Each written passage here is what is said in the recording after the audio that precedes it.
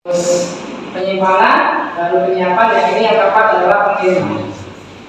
Apa sih tujuannya? Ya, peserta mampu melaksanakan pengiriman barang ke toko sesuai dengan prosedur. Ya, teman-teman akan jadi officer, ya harus tahu nih tugas dari seorang departemen issuing. Pembahasan ada 4. Yang pertama, pengiriman barang ke toko, proses loading issuing, penyusunan barang, dan routing toko. Ya, ke toko, dari warehouse ke toko. Hasilnya dari departemen floor, ya, tugasnya adalah issuing, ya, mengirimkan barangnya. Nah, ini harus barang dari warehouse, ya, kita ada nama barang masuk dan barang keluar. Barang masuk dari mana? Ya, dari supplier, dari toko, dan cabang lain atau warehouse lain. Keluar dari toko, cabang lain, budget barang, dan musnah barang. Karena kalau mulai ke level berikutnya, ke level koordinator, biasanya minimal 3 departemen sudah dilalui. Misalkan di issuing sudah pernah, terus di DS, di flow juga sudah pernah, ya. Masih mau mulai kelanjutan? Kita ya. Nah, ini tugasnya adalah koordinasi kinerja driver, memastikan kunci gembok, mobil, box, stasiun fotografi, koordinasi ya dengan departemen terkait, bilog, floor, dan retur toko ya kan terkait bongkaran kontainer. Kalau misalkan mampet kan otomatis ya dia harus koordinasi. Memastikan perawatan pembersihan seluruh kendaraan delivery. Ya kita sebagai supportnya bilog ya tinggal ngasih tahu ini ada yang rusak, ya info ke departemen bilognya.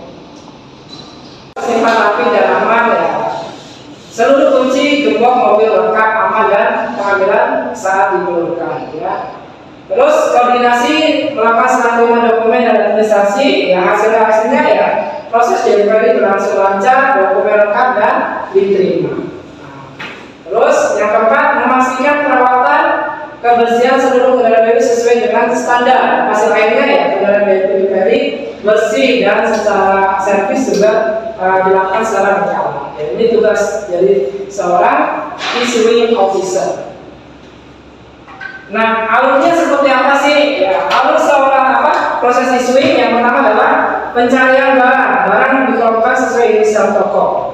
Terus persiapan pengiriman barang berarti penempatan barang di issuing. Yang pertama adalah masukkan kotak dulu. Ya, kita pulangnya adalah bawa sales. Ya, jangan sampai kotak dulunya nggak dikirim. Ya, kalau nggak dikirim ya pulangnya salesnya ditanyain sama kasir kolektor. Ya wajib kotak dulu harus dimasukkan. Proses loading baru disegel, baru kembali di warehouse ya kita ada namanya aplikasi absen di DRS ya.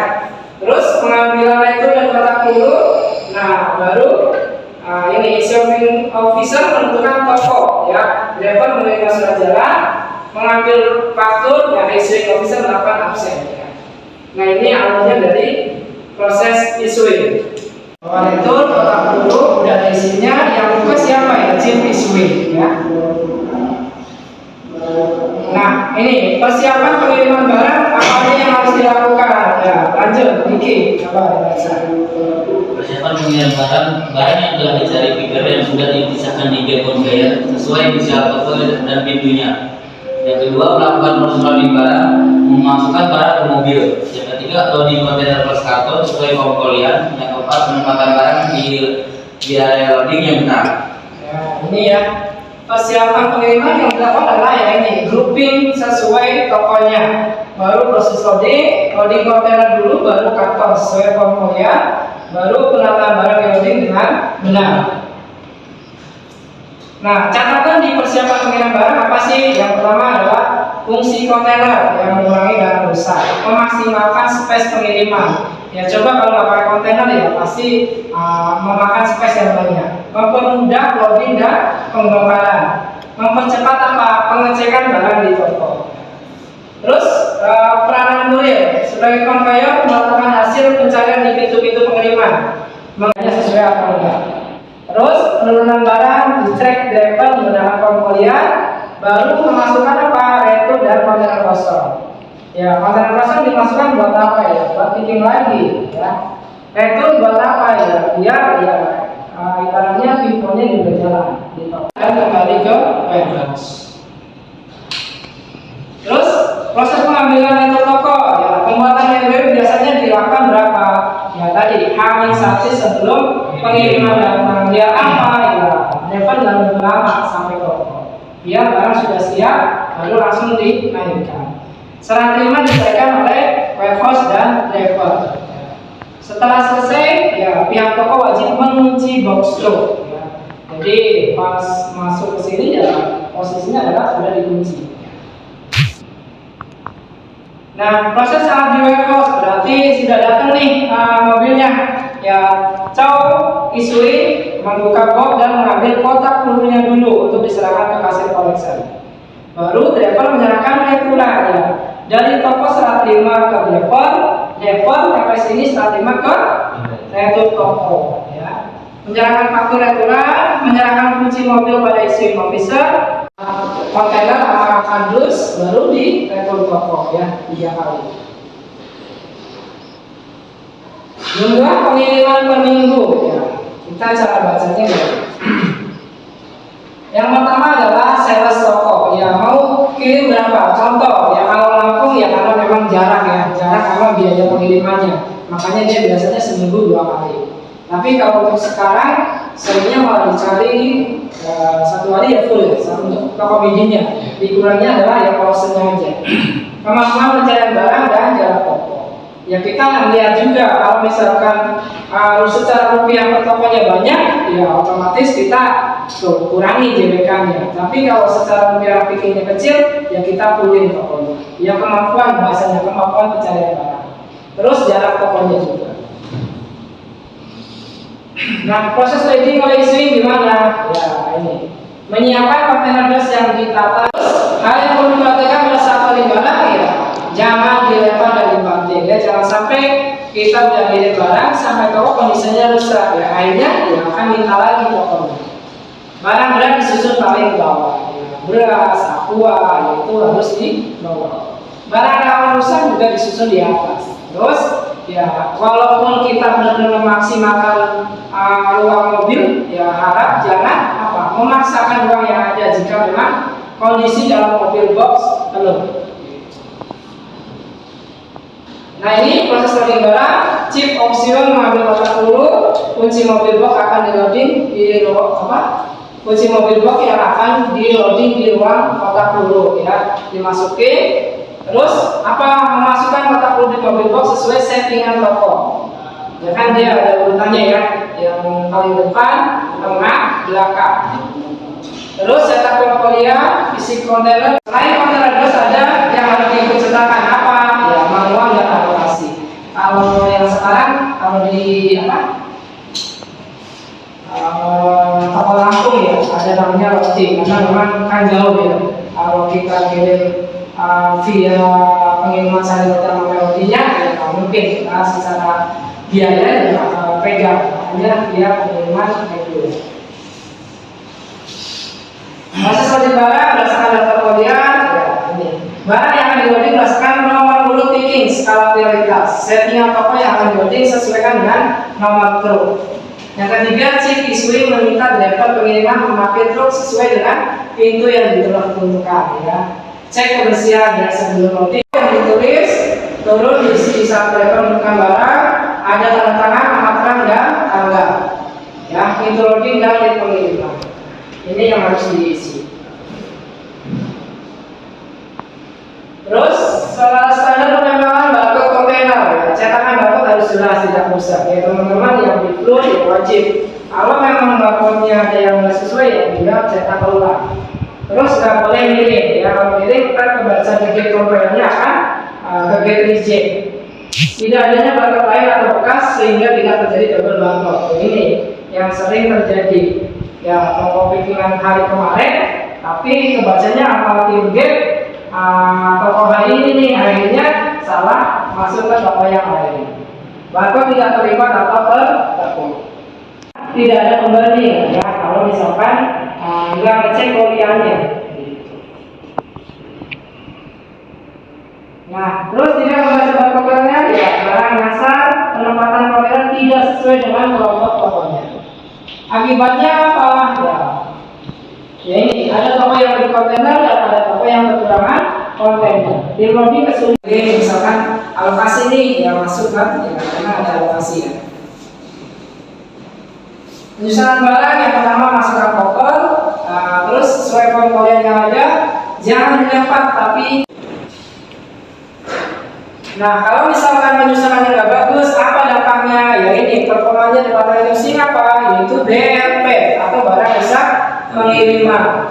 Nah, ini juga mau masuk poin IKWH ya. Jangan sampai teman-teman salah nih IKWH karena BRP-nya banyak, akhirnya kita nggak dapat IKWH. Makanya Departemen Musim bekerja sama biar tidak ada namanya barang rusak pengiriman. Terus, oke, selanjutnya pengolahan peralatan kerja. Nah, tadi sudah 4, selanjutnya yang materi ke-5, pengolahan peralatan kerja. Apa sih? Ya, kita lihat. Tujuannya memahami konsep pengolahan peralatan kerja. Terus yang kedua, peserta dapat melakukan proses pengolahan peralatan kerja secara tepat dan efektif. Tadi kan target performance masing-masing departemen udah tahu nih. Tapi kita ada peralatannya yang harus dijaga lah bahasanya. Bahasa yang pertama adalah konsep pengolahan peralatan kerja, terus proses pengolahan, jenis-jenis peralatan kerja yang ada di warehouse. Nah, kita lihat konsepnya. Gimana sih konsepnya pengolahan? Apa sih? Ya, seperangkat benda yang dipergunakan untuk dapat memberi nilai tambah dalam pelaksanaan proses kerja. Apa sih peralatan kerja? Ya, ini contohnya. Ada pallet mover, hand pallet, forklift. Nah, ini. Terus lanjut. Nah, ini fungsinya. Coba dibaca, Andika. Fungsi dari pengolahan peralatan kerja. Menjamin ketersediaan alat kerja yang sesuai dengan kebutuhan. Yang kedua, memastikan kesiapan alat kerja untuk dapat digunakan dalam proses kerja. Yang ketiga, memastikan keberadaan alat-alat kerja terkontrol dan terkendali secara baik. Ya, ini tujuannya adanya peralatan kerja ya harus dijaga. Terus ya ketersediaan alat kerja sesuai dengan kebutuhan. Memastikan kesiapan alat kerja juga digunakan dalam proses kerja. Memastikan keberadaan alat kerja terkontrol terkendali secara baik. Ya mungkin udah tahu nih pembagiannya. Hand pallet untuk issuing berapa, WS berapa, ya kan? Progress flow berapa. Terus metodenya apa? Yang pertama adalah penggunaan, pemeliharaan dan pengawasannya. Ya, kita gunain ya secara baik-baiknya. Pemeliharaan ya mungkin Bang Diki yang ada di departemen progres sudah sering ya namanya merawat konflik, gimana caranya biar nggak ada yang terjadi kerusakan. Pengawasannya juga sama. Terus ngomong jenis-jenis peralatan kerja ada berapa sih? Ya, kita lihat. Kategori peralatan kerja keras adalah ada yang berat, peralatan yang berukuran besar untuk jenis pekerjaan berat. Apa aja? Nah, yang pertama ada contoh paling gampangnya adalah forklift, ya. Ada namanya forklift dan pallet mover. Terus peralatan kerja yang ringan, berarti apa aja? Ya, contoh nih kotak peluru, kontainer, ya, berukuran kecil yang dibuat untuk jenis pekerjaan ringan. Oke, selanjutnya, nah macam-macam peralatan kerja tadi, yang namanya kategori berat apa aja? Ya. Kategori berat berarti ada forklift, pallet mover dan hand pallet. Ya. Kalau di kampus berarti nggak ada nih forklift, ya. Pallet mover juga nggak ada, jadi cuma hand pallet. Macam-macam peralatan kerja untuk yang ringan apa? Kontainer, kotak peluru, gembok dan pallet. Jadi ini yang masuk kategori ringan. Terus proses pengolahan peralatan kerja di warehouse. Cara penggunaannya ya, kalau untuk yang tadi mah, nah, peralatan kerjanya, pengolahannya. Untuk forklift, ya, menghormati kunci kontak, terus masukkan user mode ya, harus user masing-masing. Dia tanggung jawab atas ibaratnya alatnya. Pedal kanan dan kiri diinjak, operasikan dengan hati-hati. Untuk melakukan pengereman, lepaskan pedal kiri dengan sendirinya akan berhenti. Terus kalau yang peralatan kerja warehouse ya ya jangan jalankan cleaner forklift over setiap hari gunakan conversor. Biasanya sih setelah selesai ya, pas mau menggunakan juga harus dicek ya. Pastikan baterai juga sudah diisi ulang, level air naik dan tertutup. Pastikan penahan baterai pada kedua sisi terpasang dengan benar ya. Posisi pas mau ganti baterai harus sesuai. Apabila ada bermasalah dengan spare part, segera konfirmasi ke tim TSM, IT maupun vendor untuk diperbaiki. Pastikan kontrol pedal gas di setiap panel asal jam maupun pedalnya ya baik. Pemilihan baterai apa sih? Ya, coba dibaca, Kais. Pemilihan kalangan baterai. 1. Lakukan pengecasan 8-12 jam. Yang kedua, lakukan pengecekan air SU sel harus terendam. Yang ketiga, bersihkan semua lini baterai. Yang keempat, pastikan konektor baterai oke. Yang kelima, keluarkan unit baterai dari bodi forklift atau mengikut pada saat pengecasan. Ya ini ya pemilihan baterai untuk pemeliharaan baterai untuk yang di forklift atau alat mobile ya ini pengecasan 8-12 jam. Tapi kita punya bapaknya ya. Jadi kita cas juga ada yang dipakai. Setelah dipakai misalnya habis ya yang dicas sudah ada. Terus proses penggunaan baterai ya pengisian telah selesai, lampu indikator menyala hijau, matikan saklar. Terus ketiga apa? Lepaskan konektor charger dengan baterai dengan cara pegang dan tarik tekan charger, tidak boleh kabel yang ditarik. Diamkan batas 1 jam untuk apa? Cooling down ya. Biasanya apa? Biar dingin dulu ya. Periksa kencangan baut antara sel baterai. Sistem root cause. Kalau root cause berarti dari what, apa berarti apa, where di mana, when kenapa, why mengapa, who siapa yang ini yang melaksanakan atau yang menjadi masalah, who bagaimana. Kita lewat guys. Terus kita harus menentukan sebab dan akibatnya, cause effect. Menentukan hubungan antara permasalahan satu dengan permasalahan lainnya. Menganalisis akar permasalahan dari satu atau berbagai permasalahan. Ya, menemukan penyebab utama dari sebuah permasalahan. Ya pasti. Ya, misalkan pinker nih, malas banget nih suruh kerja. Ya kita cari masalahnya apa. Apakah memang dia buat ongkosnya nggak ada, atau mungkin yang udah nikah berantem sama istrinya, ya kita nggak tahu. Kita cari masalahnya. Contoh untuk menemukan akar penyebab dari suatu masalah yang kita bertanya dengan mengapa. Coba baca Andika. Untuk menemukan akar penyebab dari satu masalah. Yang pertama, bertanya mengapa. Mengapa penjualan turun sebesar 12% dalam kuartal pertama? Jawabannya, sebab kita menjual sedikit produk sementara tidak tetap. Penyebab terkendali ya dapat diperkirakan. Yang kedua, mengapa kita menjual lebih sedikit produk? Jawaban, sebab biaya untuk iklan berkurang sebesar 25%. Penyebab terkendali ya. Ketiga, mengapa biaya untuk iklan berkurang 25%? Jawaban, sebab proposal anggaran yang diminta tidak tepat waktu. Penyebab terkendali ya. Nomor 4, mengapa proposal anggaran tidak diterima tepat waktu? Jawaban, sebab manajer periklanan tidak ada. Penyebab terkendali ya. Nomor 5, mengapa manajer periklanan tidak ada? Jawaban, sebab posisi itu tidak ditempati sejak departemen periklanan dibuka 2 bulan yang lalu. Penyebab terkendali ya. Jadi permasalahannya bisa nyambung. Ya, sama kayak mana ada di materi BTABK itu namanya kenapa ada BTABK di toko ini, karena ujung-ujungnya adalah review tidak memberikan barang sesuai dengan lokasinya ya. Terus produk pengawetnya kurang. Nah, contoh menekan akar penyebab dari suatu masalah ya banyak. Misalkan nih peraturan pemerintah aturan tidak tegas, aturan tidak konsisten. Ya, contoh paling ya dunia masyarakat yang tidak baik, tidak disiplin, religiusme, ya kan, macet. Ya ini potensi masalah dari mindset apa aja yang bisa dikembangkan masalahnya.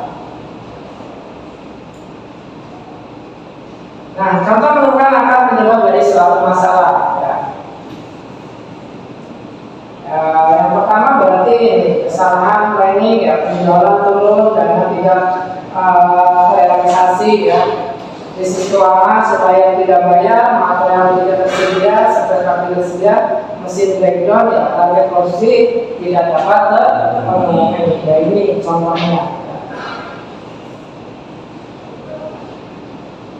Terus metode analisis yang biasa dipakai kita apa sih? Yang pertama adalah fishbone. Ini teman-teman tahu apa itu fishbone?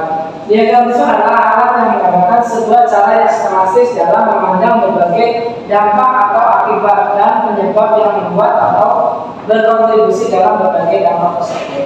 Contohnya, misalkan latar belakang Juli Agustus pencapaian BPK-nya 600.000, ya kita cari masalahnya kenapa bisa terjadi BPK di angka 600.000, yaitu fishbone-nya. Manfaat diagram fishbone, ya, coba bikin baca. Manfaat diagram fishbone. Diagram fishbone dapat dipergunakan untuk kebutuhan berikut. Yang pertama, membantu mengidentifikasi akar penyebab masalah dari suatu masalah. Yang kedua, membantu membangkitkan ide-ide untuk solusi suatu masalah. Yang ketiga, membantu dalam penyelidikan atau pencarian fakta lebih lanjut. Yang keempat, mengidentifikasi tindakan untuk menciptakan hasil yang diinginkan. Yang kelima, membuat isu atau lengkap dan rapi. Yang keenam, menghasilkan pemikiran baru. Ya, ini ya manfaat dari diagram fishbone yang sering kita pakai. Ya banyak sih, cuman seringnya rata-rata kita menggunakan yang paling gampang adalah fishbone yang dipahami. Ya ini apa manfaatnya, kita bisa identifikasi, mengembangkan ide, terus penyelidikan, terus tindakan untuk menciptakan hasil, ya, membuat isu yang lengkap dan rapi. Ya, yang terakhir adalah menghasilkan pemikiran baru. Oh, masalahnya ini produk, ya, kira-kira apa sih solusi yang bagus untuk permasalahan ini bisa selesai. Nah ini ya fishbone diagram caranya, ya pokoknya kepalanya adalah problem, berarti pencapaian di BDA di Juli dan Agustus, SLPQ di Juli dan Agustus sama, ya, bukan tulisan target, ya. Ini adalah masalahnya, problemnya. Tinggal apa nih? Oh, apa dari permasalahan ini, tulang ikannya apa aja? Oh, people berarti orangnya. Misalkan di flow berarti people-nya, berarti picker-nya. Prosesnya berarti proses pencarian barangnya gimana? Equipment, ya seringnya kita produk atau mungkin price-nya, ya, equipment material atau alatnya, equipment atau manajemennya. Nah ini ya, mengidentifikasi sebab akibat, ya kita adalah 4, ya, people, proses, price, dan produk. Ini akibatnya. Oh akibatnya, oh sebabnya kita lihat akibat service level PV-nya di atas 90%. Berarti di bulan itu kira-kira masalahnya apa aja sih? Oh kita cek, cari datanya. Masalahnya ini. Nah setelah project, teman-teman masalah itu dihilangkan agar akibatnya berbeda atau hasilnya berbeda. Dari proses, people, ya bahasanya kalau mengurangi proses berarti dari prosesnya, people dari orangnya. Orangnya ya nggak termasuk cuma anak buahnya aja, ya bisa atasannya juga bisa, ya. Produk berarti kalau kita produk berarti ya barang yang kita kirim ke toko. Price-nya berarti flow-nya, berarti bukan ada picking atau mungkin ada display-nya, terus body swing-nya, ya itu masuk ke price. Nah ini analisa SWOT, ya. Oke, baca ya.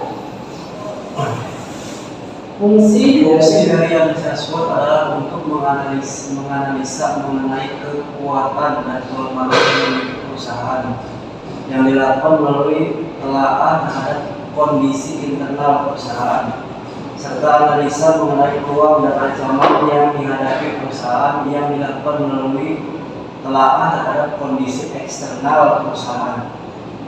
Ya, ini analisa adalah analisa SWOT, ya, analisa dua.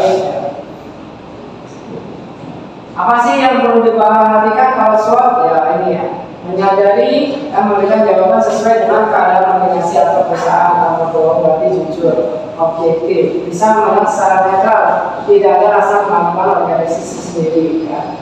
Realistis berarti apa? Suatu sikap atau tindakan yang bisa nyata serta sewajarnya. Selalu terbuka dalam menerima nasihat, kritik maupun saran dari siapapun, dimanapun dan kapanpun. Nah, kita merancang strategi solusi ya, eksternal, ya, ini internal, regulas, oportunistis, dan rutin ya. Cara kriterian dari internalnya seperti apa, eksternalnya seperti apa. Cara berpikir analisis ya untuk menyelesaikan masalah ya kita identifikasi masalahnya secara tepat. Apa sih masalahnya? Penemuan sumber dan akar penyebab permasalahan. Terus ya kita ajukan solusi masalah yang efektif dan efisiennya apa kira-kira. Nah ini ya, kita lanjut ya diskusinya. Oke. Nah ini menurut Anda apa yang menjadi akar penyebab masalah penjualan yang menurun? Tindakan apa yang efektif untuk menangani masalah tersebut? Kalau penjualan, ya teman-teman nggak paham ya. Itu kalau masalah ya mungkin dari KPI IKWH, insentif kinerja warehouse yang belum tercapai apa kira-kira? Yang teman-teman tahu kan ada 8 poin itu apa kira-kira? Ada NSP ya pasti dekat. Terus service level supplier dapat enggak? Enggak. BKIBNP ya kita juga dapat. Kira-kira menurut teman-teman untuk menangani masalahnya tapi mungkin lebih itu kan ya satuan kos ya kita belum apa. Paling gampang mungkin di lantai 1 KRIS kira-kira apa masalah yang sering terjadi sekarang? Untuk yang terjadi di masa depannya lah ya, depannya dari orangnya bisa dari mungkin segi eksternal, conveyor atau kontainer, apa quantity pickingnya harus lebih kecil atau gimana? Ya kalau yang untuk sementara yang lagi jadi isu di lantai 1 itu yang pertama dari people-nya, orangnya lagi ada yang kosong. Ya. Terus memang lagi permintaan lagi banyak. Terus masalah kebersihan di konveyor sampah juga di gudang kartunya lagi mampet. Enak ya.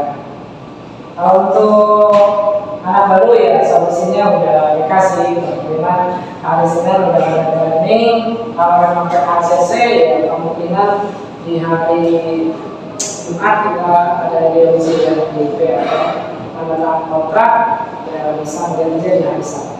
Terkait sih 15 orang, tapi untuk penentuan waktunya ya tetap ya yang mana nih yang benar-benar membutuhkan. Kalau untuk kontak samsat memang ya proses ya, karena memang mungkin pikinya lagi banyak juga. Ditambah mesin presnya lagi rusak. Oke, terus dari pasien kira-kira apa di lantai 3? Caranya catat-catat. Iya. Jangan tergoda. Jadi kan makanya nggak mau pindah kalau ini. Sama kira-kira masalahnya pasti berbeda dong dengan lantai 1. Iya. Kalau di lantai 3 itu lebih ke permintaan barangnya sedang tinggi. Jadi mengakibatkan proses kerja people-nya pun tidak maksimal. Terus Sama untuk anak kuliah banyak orang kosong. Berarti secara stok ya, berarti SO bulan sebelumnya atau memang dari masalah BTBK nya? Ya, Oh, boleh semua ya? ada itu Pak. Oke, berarti stok habisin ya. Hanya jadi barang silang, ya ibaratnya kalau barang silang kan harus konfirmasi secara pikir kan otomatis agak lama ya. Oke, terus lanjut dari Diki, dari Departemen Progres apa? Ada masalah? Ini nggak mungkin gitu ya. Iya. Kalian yang info 20 juta itu gimana apa? Itu reviewnya itu. Jadi dari pengikutan dari awalnya juga sih Pak. Jadi dikasihnya PB. Jadi dulu dikasih PB terus mereka siapinnya karena dikejar sama PB meeting, terus dikejar sama SO juga. Mereka harus nge-SO buffer filaknya gitu. Jadi pembagiannya mungkin kurang efektif gitu soal masalah kemarin. Tapi berarti atas item satu item atau banyak item? Yang item 20 juta itu, tapi tagnya Ada yang nanti pada all text. all tag ya. Bahkan kreatif ya, ini ya performa.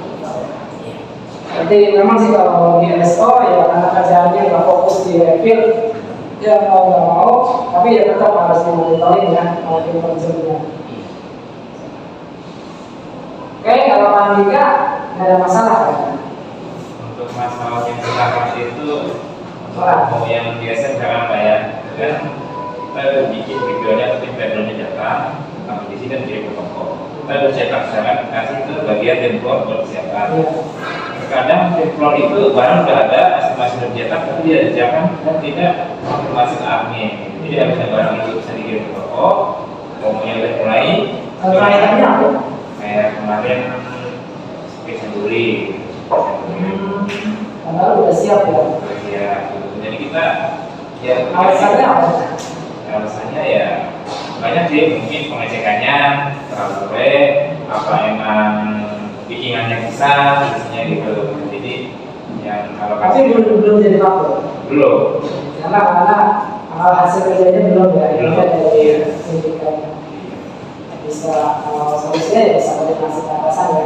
Pak Andika punya koordinator ya, tinggal kalau level kita belum bisa menyelesaikan ya tinggal teman-teman ada atasannya ya silakan dia koordinasi lah menghapus ke departemen terkait kita karena kita punya target nih alokasi JSN harus 100%. Ya berarti ya, infonya juga koordinasi ya itu mantap masuk ke SMPN juga ya karena kan kalau admin itu SMPN-nya beda ya dengan divisi susah yang bikin ada konfirmasi tapi ya apa-apa favorit paspor koordinasi dengan tim turnya atau tim receivingnya penerimaan. Kalau Sudin masalahnya nggak ada ya? Nggak ada Pak. Kalau masalahnya sih kalau musim ya, soalnya kan kalau buah-buahan itu kan tergantung musimnya ya. Kayak sekarang ya, kadang kita PO ya 1 ton 500 gitu Pak. Cuma ya supaya bawahnya kan cuma 800. Jadi itu kebanyakan yang tidak sesuai PO. Tapi kan kalau untuk receiving kalau untuk Facebook dia punya supplier-nya ada berapa? Kalau total? Ada 5. Ya, ada 5. Jadi beda ya teman-teman Drake masih nggak tahu. Bahwasanya kalau misalkan di Drake pesan barang kayak A di Samsung, dia supplier bisa ada 5 supplier. Kalau di Drake kan 1 doang. Kalau di tes bisa minta ke 5 supplier dengan dibagi ya. Iya dibagi. Ya, tapi tergantung juga dia kondisinya dia punya stok jadi bisa 5 supplier atau 3 supplier. Cuma kan musim susah juga kalau musim. Kadang nggak sesuai planning gitu. Apa contoh yang sering musim? Ya seperti pepaya juga Pak, kalau malu itu ngaruh juga. Kurang manis atau? Bukan kurang manis, kurang apa katanya sih berbuahnya yang kurang. Oh, hasilnya ya. Hasilnya di hasil. Hasilnya kita butuhnya segini tapi stok sebanyak segini. Tapi kalau di situ juga ada stoknya kan ya? Di akunnya sini masuk official yang langsung ya. Kan kalau di ada maksudnya buat memastikan kita PO misalnya saat kita nih ya dicek juga di suppliernya ada nggak stoknya segitu, jadi kita PO juga, jangan sampai PO ya kita akan berpengaruh dengan SL suppliernya ya. Tahu kan SL supplier? Paham? Pencapaian atas PO ke supplier, misalkan PO 100 juta nih, dikirimnya 90 juta, berarti SL supplier kita adalah 90%. Targetnya berapa? SL supplier? Yang tahu? 62 atau berarti ya? Apa sebanyak? Oke, ya itu ibaratnya menggambarkan masalahnya. Nah, ntar itu analisa tadi dipraktekkan di teman-teman pas project. Tinggal analisa fishbone seperti ini. Oke, paham? Dari saya cukup. Terima kasih. Silakan dikerjakan. Oke.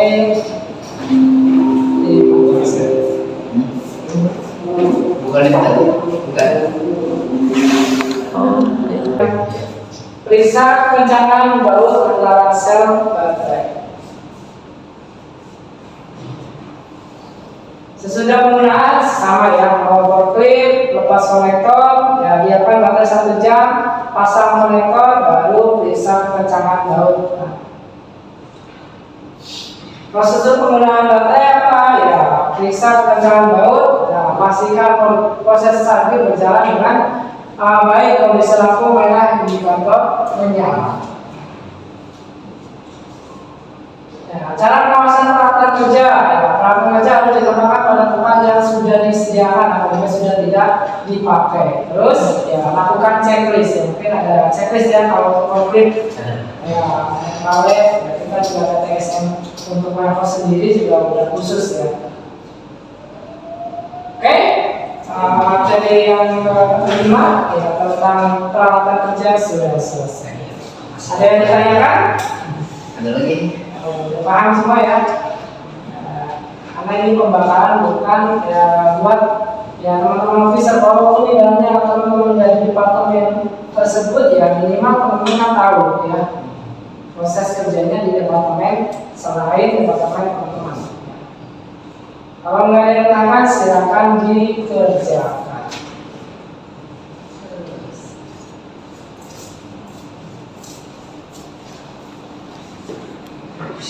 Cara membina hubungan baik di lingkungan kerja.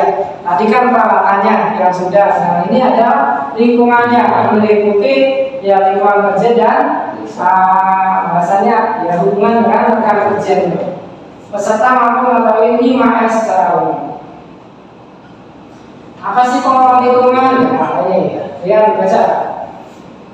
Pengelolaan lingkungan adalah upaya menjaga kenyamanan lingkungan sekitar dan kebersihan di area kerja. Kenyamanan yang dimaksud adalah mengelola dan membina hubungan baik dengan rekan kerja, atasan dan bawahan. Konsep. Ya, jadi tadi upaya menjaga kenyamanan lingkungan sekitar dan kebersihan area kerja. Ya. Mengelola dan membina hubungan baik, ya cuma area kerja bersih, tapi hubungan dengan teman-teman kerjanya ya selaut lah bahasanya, ya, harus baik. Apa sih WFS yang baik? Yang pertama adalah mengoptimalkan penggunaan uang, penggunaan peralatan, penggunaan tenaga kerja, mengakses semua item yang disimpan, yang gampang diambilnya, perlindungan semua item yang disimpan. Nah, kita ada namanya 5 syarat pimpinan, 5 syarat Kaizen. Yang pertama adalah yang 2 pengetahuan, maksudnya apa aja, tanggung jawab dan pekerjaan. Kemampuan atau skill, ya, maksudnya adalah mengajar, Kaizen dan memimpin. Jadi kalau jadi leader ya bisa ngajarin, bisa memimpin, tanggung jawab terhadap pekerjaan. Terus cara mencapai target apa sih? Yang pertama adalah semangat dalam bekerja. Tidak ada plan B. Maksudnya apa ya? Fokus dengan plan yang pertama. Takles dulu apa? Sedikit bicara tapi ya kerjanya banyak. Ya. Bukan kebalikannya apa? Banyak bicara kerjanya sedikit. Ya. Terus tidak cepat puas dan rendah hati. Terus kita ada namanya istilah Kaizen. Apa sih Kaizen itu? Ya, change dan good. Pengertian dari Kaizen adalah istilah dalam bahasa Jepang yang bermakna perbaikan dan kesinambungan. Nah, terus fungsi utama apa sih Kaizen? Yang pertama adalah pemeliharaan dan perbaikan. Ya, pemeliharaan bukan cuma area kerjanya, tapi ya ibaratnya karyawan kita juga. Ya, tim di bawah teman-teman kan banyak. Terus ada perbaikannya juga. Terus pokok budaya Kaizen yang pertama adalah pertanyakan konsep lama tentang cara berproses saat ini. Memikirkan cara untuk dapat melaksanakannya. Jangan berargumen, mulai cek kondisi aktual. Ya. Terus jangan menunggu sempurna. Ya. 50% juga oke, tapi segera lakukan. Ya. Bila ada saat segera perbaiki. Ya, ini ya, budaya Kaizen.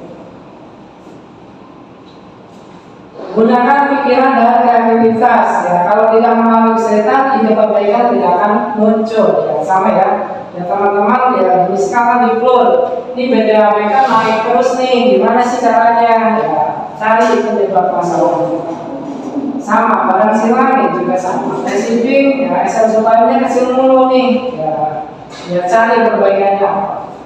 Pengetahuan satu orang masih lebih baik dari 3-10 orang. Improvement tidak ada batasan. Nah ini ya budaya Kaizen di warehouse ya. Yang pertama level WHM DKM sampai dengan koordinator adalah inovasi. Officer ya continuous dan improvementnya amateur. Ya bahwasannya ya melaksanakan sistem yang ada rutinitas. Ya, tujuan perusahaan ya pasti punya adalah laba perusahaan. Salah satu cara mengenai biaya perusahaan yaitu adalah menghilangkan pemborosan, bukan mengurangi orang, tapi ya menghilangkan pemborosan. Nilai tambah dan pemborosan. Ya, nilai tambah segala kegiatan yang dapat meningkatkan serapan pasar, fungsi, barang, jasa, paling tidak dari sudut pandang pelayanan pelanggan eksternal. Kali ini pelanggan hanya mau membayar. Ini nilai tambah. Kalau pemborosan apa sih? Ya, segala kegiatan yang tidak meningkatkan. Kalau ini meningkatkan, tapi ini tidak meningkatkan serapan pasar. Ya, aktivitas ini harus dihilangkan, disederhanakan atau dikurangi. Bedanya ya, kamu punya nilai tambah, kamu punya nilai pemborosan, beda ya. Kondisi yang terjadi, ya ini contoh yang bagus untuk warehouse ya, misalkan masih ada kan yang di warehouse gitu, masa sih warehouse gitu masih ada? Ada.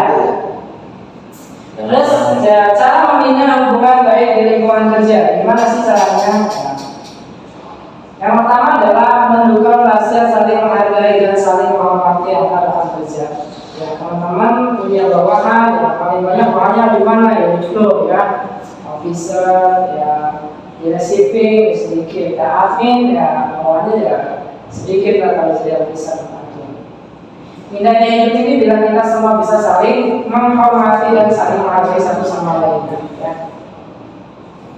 Meningkatkan iklim persahabatan ya sama kita sama-sama kerja di sini, nyari duit di sini ya harapannya nggak ada namanya permusuhan lah ya, enggak.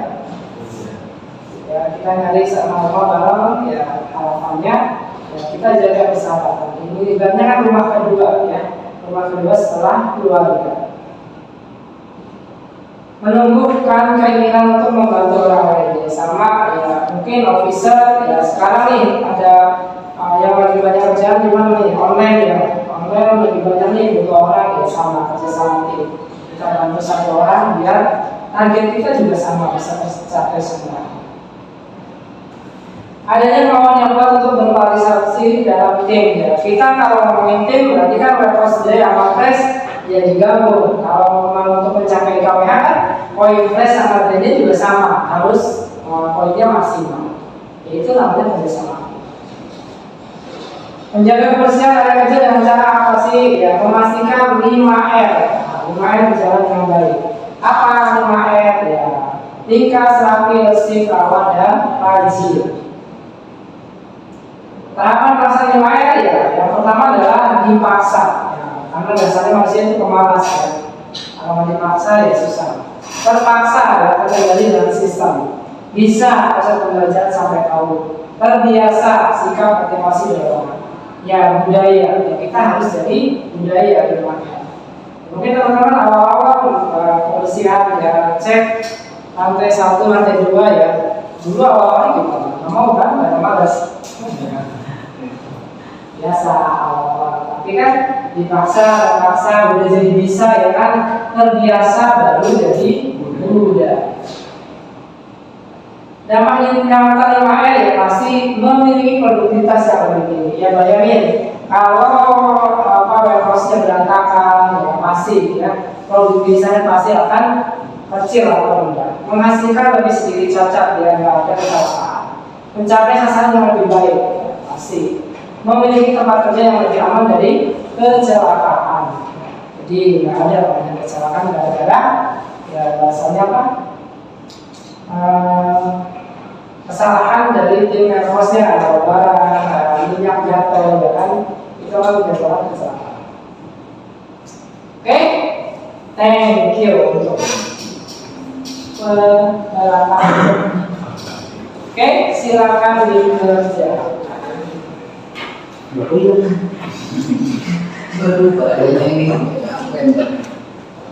Ingat tadi yang gambar tangan itu masuk juga saya.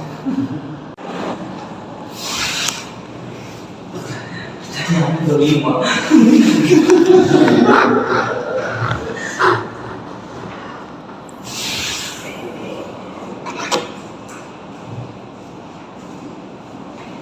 Lanjut materi yang terakhir, pengelolaan administrasi. Ya, tujuannya peserta mampu memahami proses administrasi receiving dan mengoperasikan aplikasi receiving. Ya, administrasi receiving, memahami proses admin issuing dan mengoperasikan aplikasi issuing. Oke, pembahasan ada receiving administrasi dan issuing administrasi.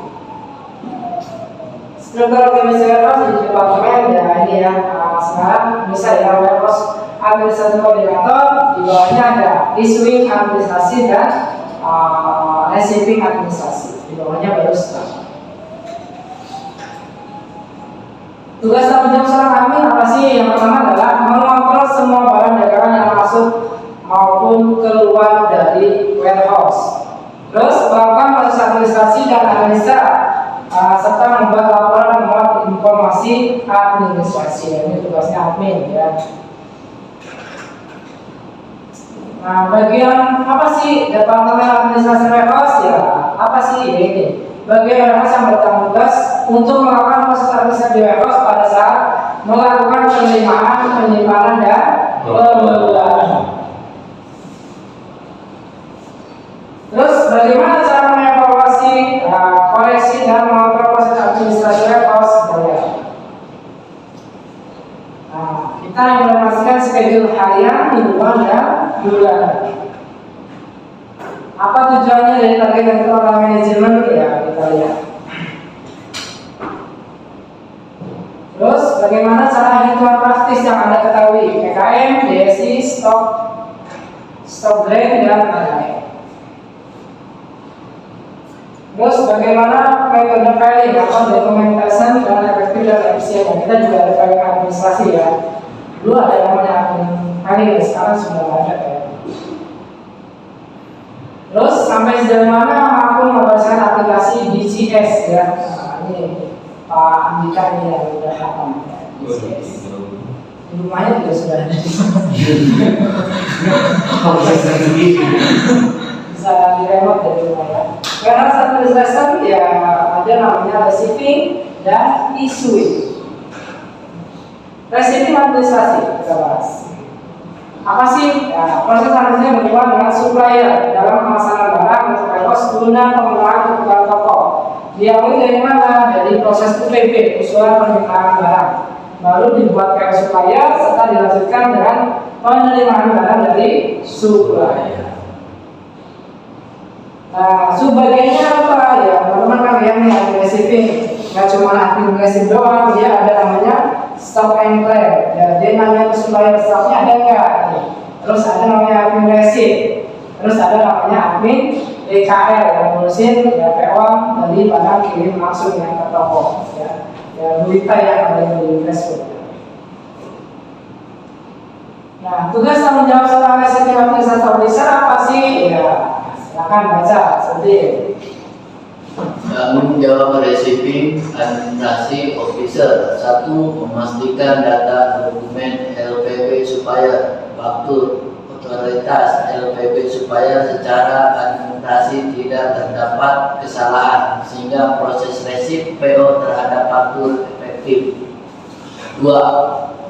Berkoordinasi dengan supplier dalam memastikan jadwal kunjungan ke warehouse. 3. Memastikan administrasi proses retur barang ke supplier tertib dan tepat waktu. 4. Memastikan warehouse menerima seluruh data faktur supplier BKL yang sudah divalidasi toko. 5. Memastikan tingkat kebenaran, kevalidan dan hasil stok dokumen. 6. Memastikan kebersihan dan kerapian lingkungan kerja di warehouse. Ini yang tugas seorang receiving administration officer yang teman-teman yang bisa jadi dari progres kalau udah lulus langsung diambil ke admin. Ya. Pak Andika, kebutuhannya di receiving ya bisa beneran mungkin. Ya.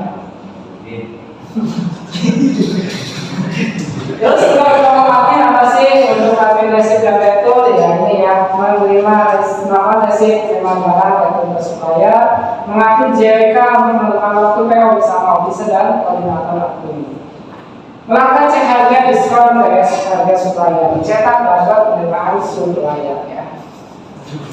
Fotonya mana? Udah. Mana ini mana? Malu sih, malu omongan. Terus tugas administrasi melakukan mencetak supplier, retur supplier juga sama ya, mencetak sampai retur sesuai dengan kedatangan supplier.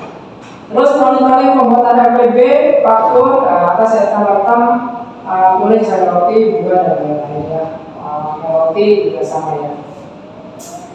Terus pembuatan MPP ya wajib jangan sampai salah resip. Jadi yang sering terjadi ya salah resip. Harusnya 20 ton di resip mungkin 15 atau mungkin ya salah value.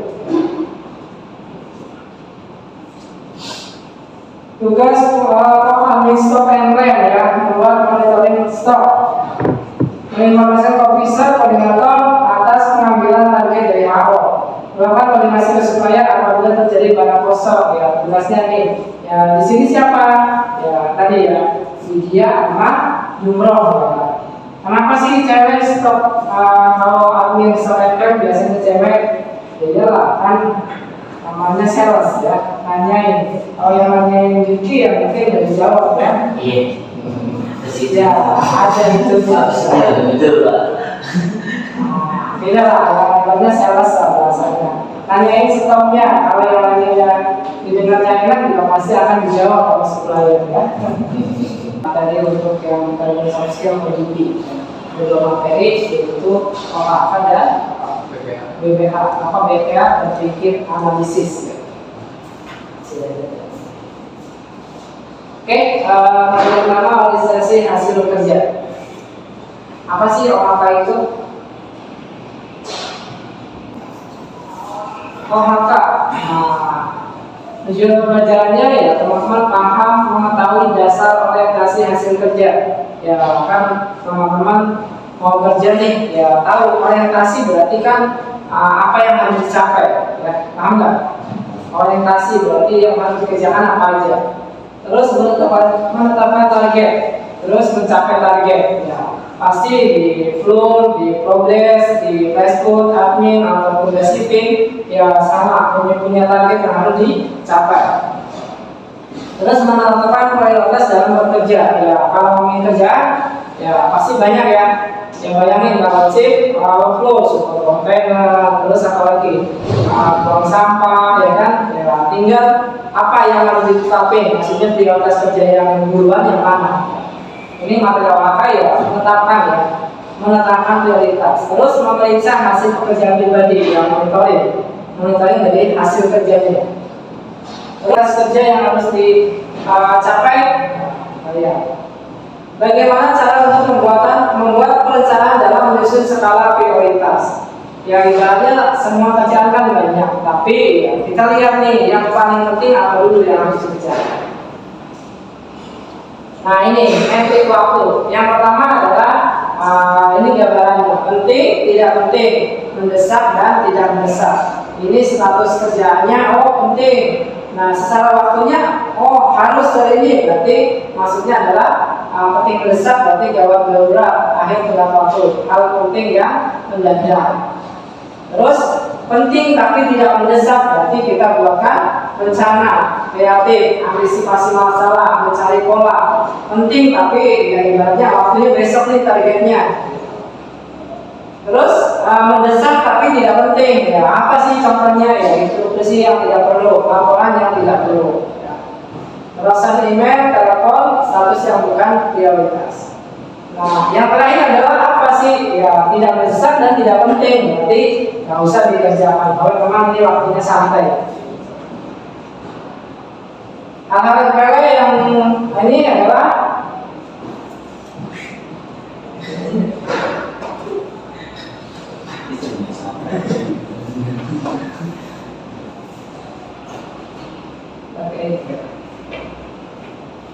nih, aktivitas hanya untuk menghindar relaksasi, bermain game, ya. Ini mah, ibaratnya teman-teman bisa mengklasifikasikan kerjaan, ya bahasanya. Nah, ini contoh. Penting mendesak berarti apa? Melakukan proses pengimbaran. Yang gimana? Kalau misalkan ditinggal pengimbaran, ya nggak bisa. Ditunda besok, ya otomatis nggak bisa. Penting tapi mendesak, tidak mendesak melakukan esok parsial. Kan kebetulan, oh dia esok apa? On-hand yang sudah sesuai fisik, ya kan kita menggunakan esok parsial. Tapi kan tidak mendesak harus hari itu. Kalau memang sudah selesai bisa melaksanakan esok parsial. Yang tidak penting tapi mendesak apa? Menerima telepon dari toko terkait barang rusak pengiriman. Ya. Ini contohnya lah paling gampang. Yang terakhir ya mungkin ini varian yang sering ya, tidak si parah ya. Tidak penting dan mendesak apa ya?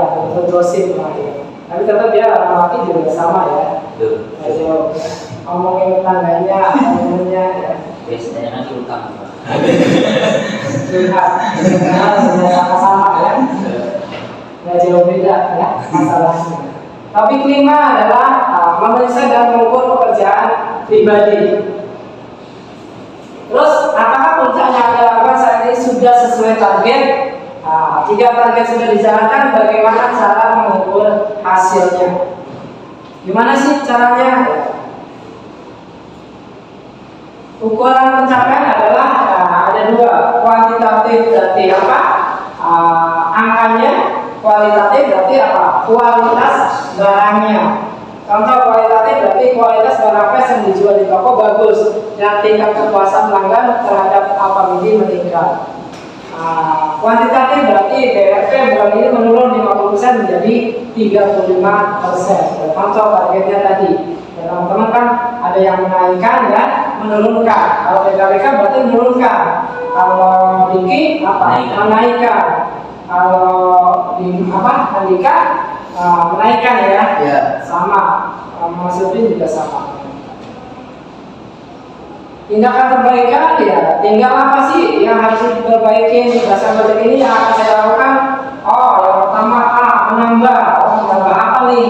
Ya, menambah pengetahuan buat timnya, bisa mengurangi berarti ya pemborosan apa yang harus dikurangi. Terus memulai ya, apa yang harus dimulai, langkah apa yang belum dilakukan ya kita mulai. Menghentikan ya, karena apa ibaratnya cara yang sudah lama tapi hasilnya nggak efektif ya bisa dihentikan. Contoh. Oke? Dari saya cukup kira-kira apa sulit dari materi ini terkait dengan shifting kira-kira prioritas kerja yang harus dilakukan apa? Kualitas standar yang harus diperketat. Kalau di Presfood kan ya dengan barang buah itu yang harus terpenuhi. Walaupun target sukanya harus tercapai, tapi ya kualitasnya juga harus dijaga. Kalau Andika gimana? Kalau prioritas kerja, kalau di admin apa ya? Kan monitoring juga. Memastikan yang barang-barang promo terus yang diterima oleh Fitra Shipping setelahnya dikirim sesuai labelnya. Terus Ya, tadi ya monitoring ya. Kalau Bang Diki udah difungsiin jadi officer atau masih difungsiin? Kira-kira apa yang harus dikerjakan dahulu terkait project service atau video? Di lapangan sendiri sih saya masih kerja di proses. Jadi prosesnya sama orang-orang ini harus nyatu lagi. Jadi proses dari atasan saya sendiri masihnya seperti itu. Jadi saya penyampaiannya lebih dari itu. Emang udah sesuai target cabang sih, tapi kan kita ada target SPR pas ya harus naik. Kalau nyari yang nggak dapat kayaknya kalau di progres nggak ada, bingung kan ya. Kalau tidak upload ya memang tugasnya ada di progres. Kalau Lian apa kira-kira yang akan dilakukan terkait proyeknya di lantai 2? Kalau proyek kan gimana? Udah kenal belum? Yang awalnya sebenarnya pertama pastinya memastikan kepentingan sesuai dengan yang bikin. Ya, Terus menjaga hasil bikinan berulang tersebut jangan sampai ada namanya BTA, BK. Tapi menurut analisa kalian nih kan kalau kemarin di admin lihatnya kan semua all ya. Iya. Kemarin kalau di lantai 3 kan sebelum pindah, kalau di lantai 3 apa nih yang sering masalah? Kalau yang terjadi Sebenarnya masih ke people-nya sih Pak. Kalau saya secara langsung di lapangan masih people-nya masih banyak yang ada sedikitnya itu tidak sesuai SOP. Oke, ya intinya people-nya ya, tapi tinggal tetap ya analisa fiskon ya yang ada itu analisa fiskon itu juga nggak cuma dari people-nya ya, dari ada produk, ada place atau tempatnya, terus ada prosesnya apakah yang salah, apakah produknya yang salah atau people-nya. Kalau di KI sekarang udah lama nih di lantai 1, kira-kira yang tahu kan piker yang mana yang sebenarnya apa memang pindah-pindah? Ya ada sebagian yang pikir yang sering bermasalah juga. Terus juga ditambah di 2 bulan terakhir ini lantai 1 lagi itemnya itu lagi lumayan mainnya. Nanti nggak cuma dari people-nya juga dari programnya atau banyak kuantiti bikinnya yang memang banyak. Jadi secara kemudian kurang ya. Oke, ya mungkin teman-teman ya tinggal kan contoh PPT ada, cuman ya teman-teman harus mengeksplor lah apa sih ya, jangan cuman ya itu aja yang diambil, apalagi yang gitu. Mungkin kalau di progres sudah lama nih nggak ada yang ODP ya, terakhir ya tetap kayaknya di full ya.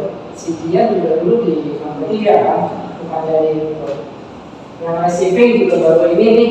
Kalau ini yang receiving fisik, terus Pak Andika sih udah ya, kemarin ambil juga proses dia yang detail, tapi kalau di tes ya kemarin terakhir ya Surya tuh yang melakukan. Ya intinya ya jalanin teman-teman, tapi tetap kerja teman-teman dilakukan ya, ibaratnya nambah pekerjaan ya. Karena sekarang udah nggak ada acting ya. Kalau dulu kan kita zamannya ya mungkin yang paling lama siapa? Pernah kan ya ngerasain acting itu ya udah lulus tapi harus acting dengan jabatan checker acting sekitar 3 bulan.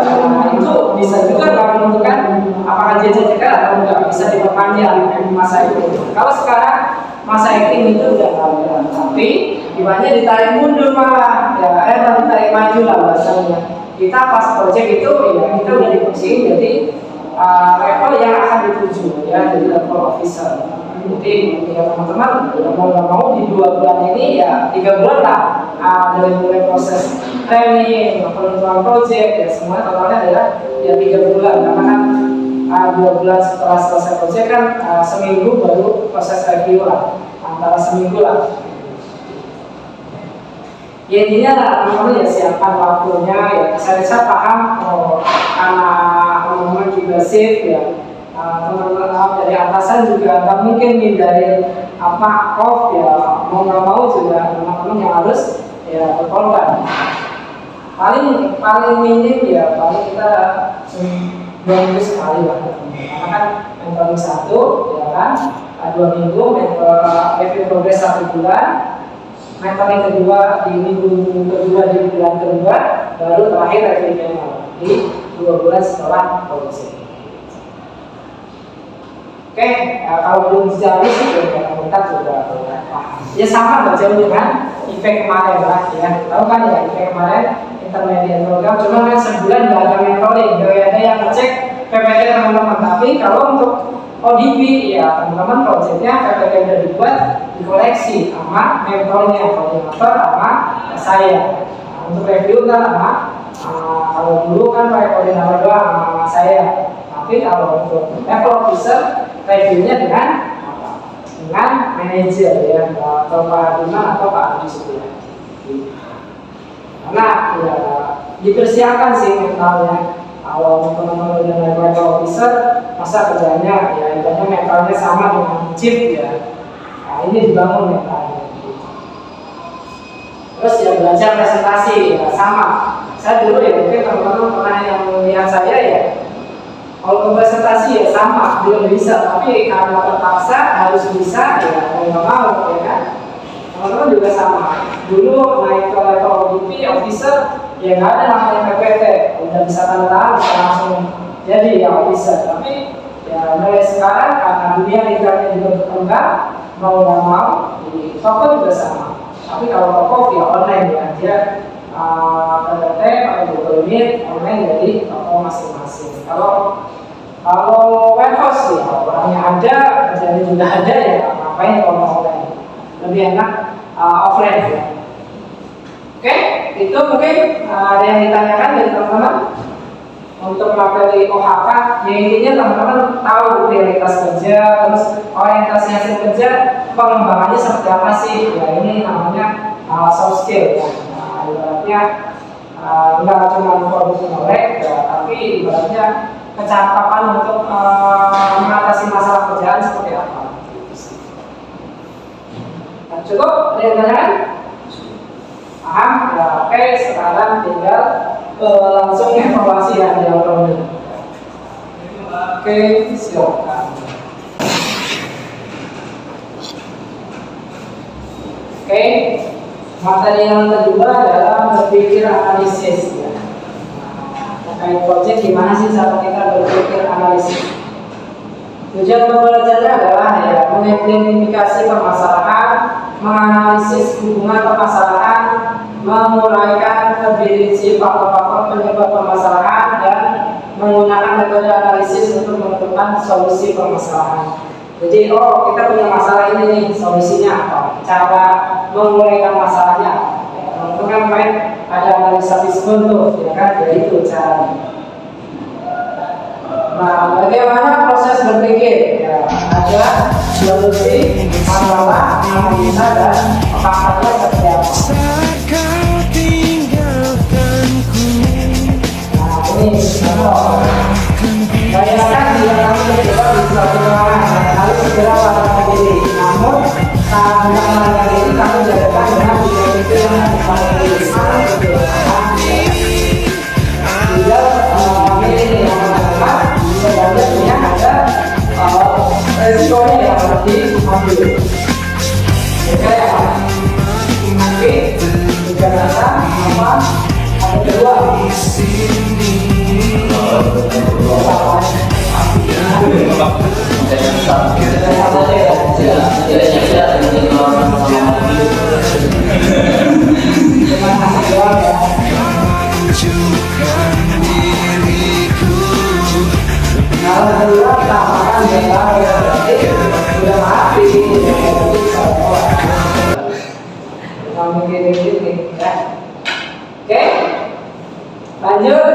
identifikasi masalah. Oh, kita identifikasi nih. Nah, kalau misalkan di flood, apa sih lantai 1 masalahnya apa? Pasti berbeda dengan yang ada di case ya. Receiving respon dengan receiving day masalahnya pasti berbeda. Apa identifikasi masalah itu ya? Identifikasi masalah adalah suatu cara bagaimana melihat, menduga, memperkirakan dan menguraikan serta menjelaskan apa yang menjadi masalahnya. Ya. Jadi masalahnya yang menjadi masalah apa aja? Ya.